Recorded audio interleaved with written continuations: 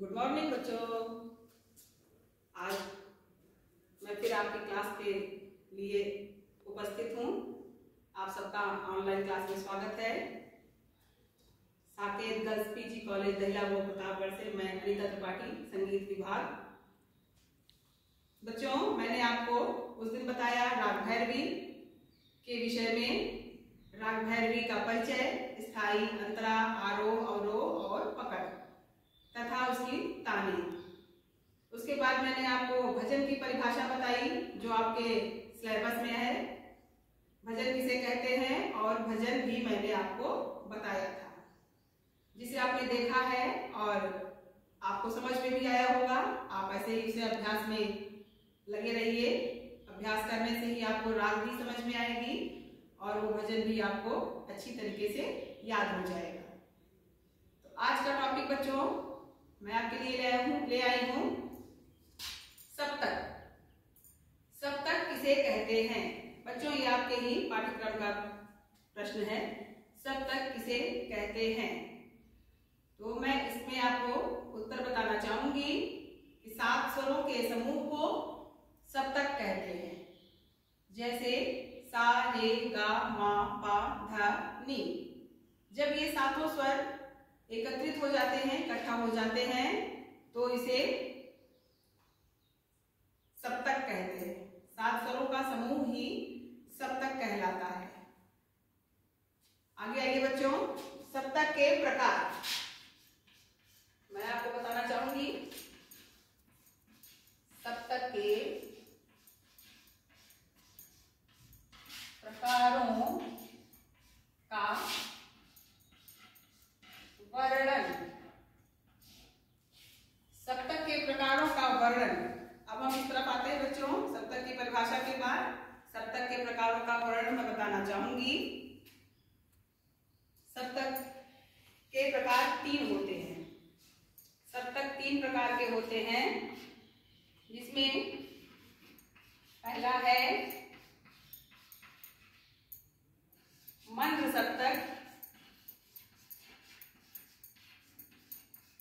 मध्य सप्तक तथा तार सप्तक।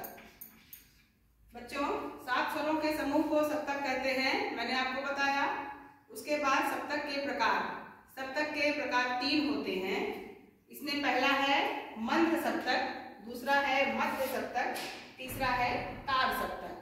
मंद्र सप्तक होता है बच्चों जिस स्वर से आप नीचे से शुरुआत करते हैं किसी गीत की, किसी भी भजन की या सरगम की, जो भी आप गाते हैं, अलंकार, जहां से आप नीचे से स्टार्ट करते हैं उसे मंद्र सप्तक कहते हैं।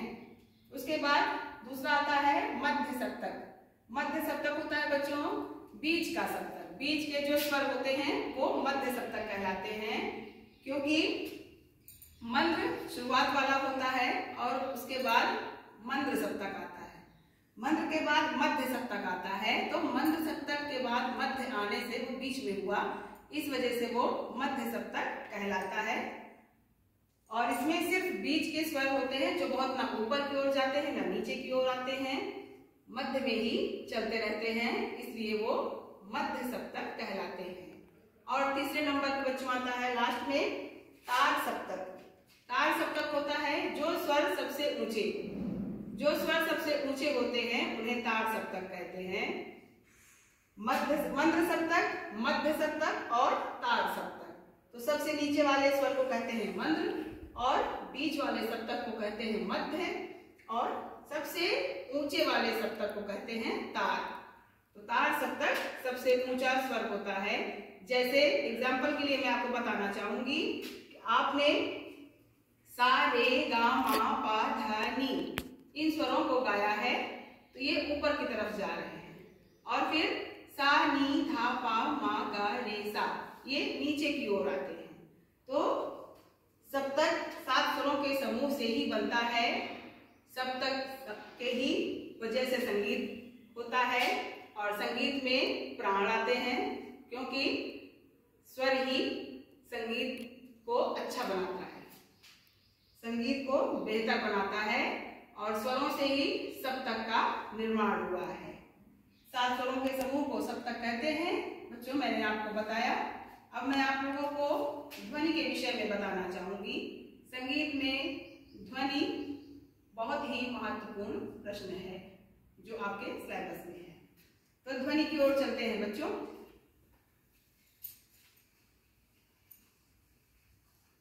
ध्वनि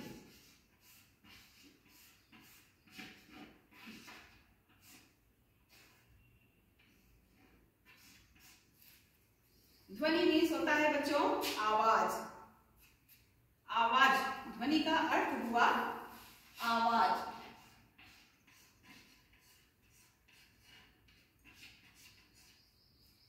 ध्वनि का अर्थ है बच्चों आवाज। जो कुछ भी, प्रायः जो कुछ भी हमारे कानों को सुनाई देता है उसे ध्वनि कहते हैं।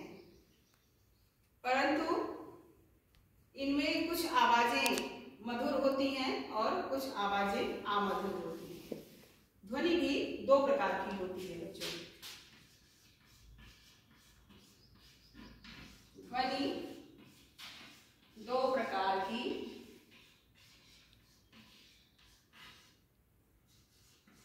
होती है। ध्वनि दो प्रकार की होती है बच्चों। पहला है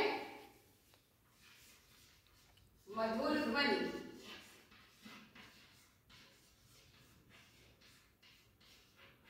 तथा दूसरा है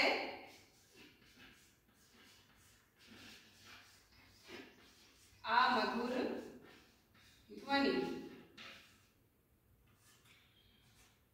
देखिए बच्चों, प्रायः जो कुछ हमारे कानों को सुनाई देता है उसे ध्वनि कहते हैं।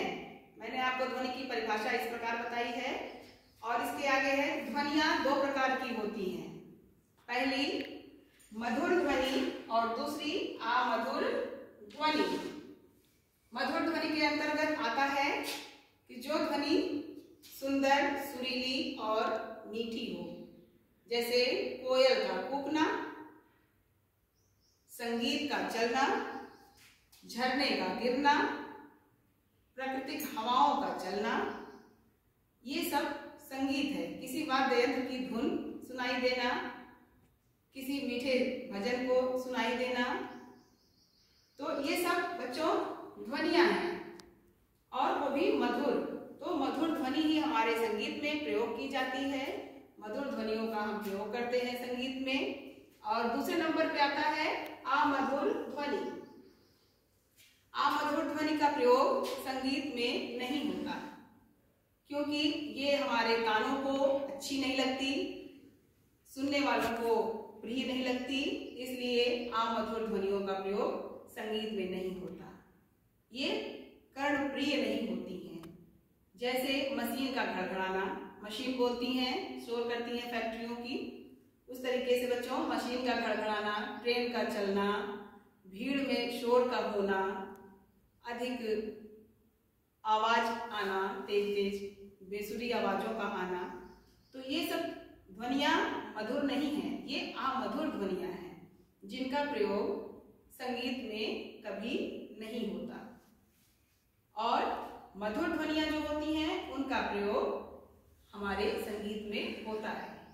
तो बच्चों, मैंने आपको बताया, एक बार फिर से समझाना चाहूंगी कि जो कुछ भी हमारे कानों को सुनाई देता है वही ध्वनि है। और ध्वनि दो प्रकार की होती है।